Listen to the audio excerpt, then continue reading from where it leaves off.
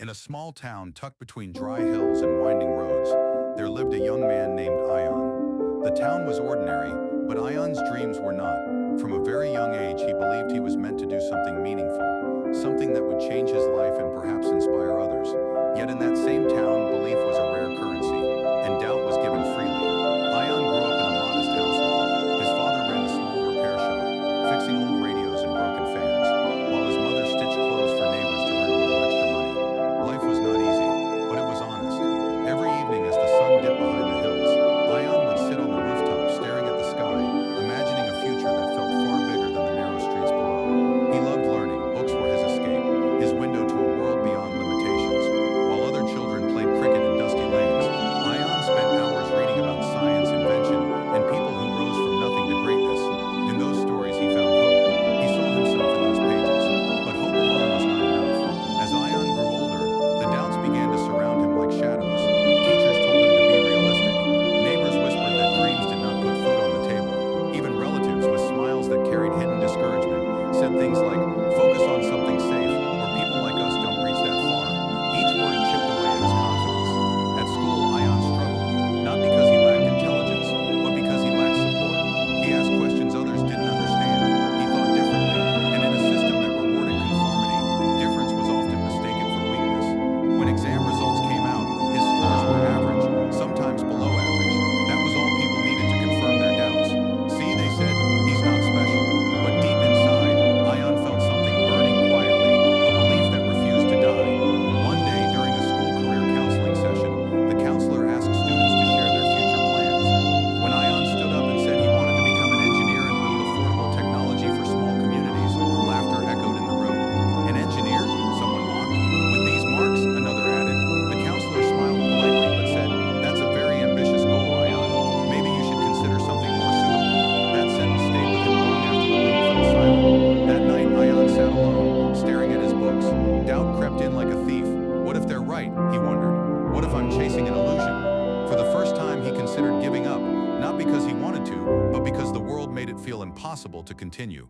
But then he remembered something his father once said while fixing a broken radio. Beta, his father had said, most people throw things away because they stop believing they can be fixed. Those words struck him deeply. Ion realized that belief was not something others could give him. It had to come from within. If the world doubted him, then he would become his own strongest supporter. From that day forward, he changed. Not overnight, but slowly, steadily. He began waking up before sunrise to study.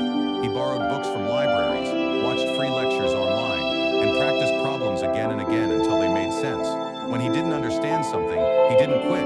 He tried another way. When he failed a test, he didn't curse his fate. He analyzed his mistakes. The world still doubted him. Friends stopped inviting him out, calling him too serious. Teachers remained unconvinced. Relatives shook their heads, saying, why waste so much effort? But Ion kept going. There were nights when exhaustion made his eyes burn and his heart feel heavy. There were moments when loneliness hurt more than failure. Yet every time he thought about giving up, he reminded himself, if I don't believe in myself, no one else ever will. Years passed. After finishing school, Ion applied to several engineering colleges. Rejection letters arrived one by one. Each envelope felt like a punch to the chest. His mother worried silently, and his father avoided the topic altogether. Then, one afternoon, a letter arrived from a lesser-known institute. It wasn't prestigious, it wasn't famous, but it was an opportunity. Others dismissed it. That college won't get you anywhere, they said. But Ion saw it differently. To him, it was not the name of the institution that mattered. It was what he would do with the chance. College life was harder than he imagined. Many of his classmates came from privileged backgrounds, with better schooling and more confidence. In the beginning, Ion felt out of place. He struggled to keep up, and the familiar voice of doubt returned. But this time, he was stronger. He sought help from professors, joined study groups, and spent extra hours in labs. Slowly, he began to improve. Not because he was the smartest, but because he was the most determined.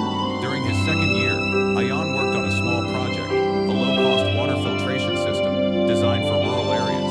While others chose complex ideas to impress, Ion focused on solving a real problem he had seen growing up. When he presented his project, many ignored it. A few criticized it as too simple, but one professor saw potential. That professor encouraged Ion to refine his idea, apply for competitions, and present it at seminars. For the first time, someone outside his family believed in him. That belief became fuel. Ion worked tirelessly, improving the design, reducing costs, and testing the system in nearby villages. The smiles of people who finally had clean drinking water meant more to him than any grade. Eventually, his project won a regional innovation award. The news spread quickly. The same people who once doubted him now said, "We always knew he had potential." Ayan smiled, not with pride, but with understanding. He had learned something important. People change their opinions when they see results, but belief must exist long before results appear. After graduation, Ayan faced yet another challenge: unemployment. Companies rejected him for lacking connections or experience. But instead of waiting for approval, he took a bold step. He started a small startup, focused on affordable technology solutions for underserved communities. The beginning was brutal. There were months with no income. Investors refused to listen. Friends advised him to quit and find a stable job. Even his inner voice sometimes whispered, "Is this too much?" Yet every time doubt knocked, belief answered. Slowly, his work gained attention. NGOs partnered with him. Small grants came in. His technology reached more villages, improving lives in quiet but powerful ways. Years later, Ayan stood on a stage, invited to speak at a national conference. As he looked out at the audience, he remembered the boy who had once been laughed at for dreaming too big. He began his speech with simple words: "The world will doubt you, not because you are weak, but because they cannot see your vision. When that happens, don't fight the world, strengthen your belief." The applause that followed was loud, but what mattered most was the peace in his heart.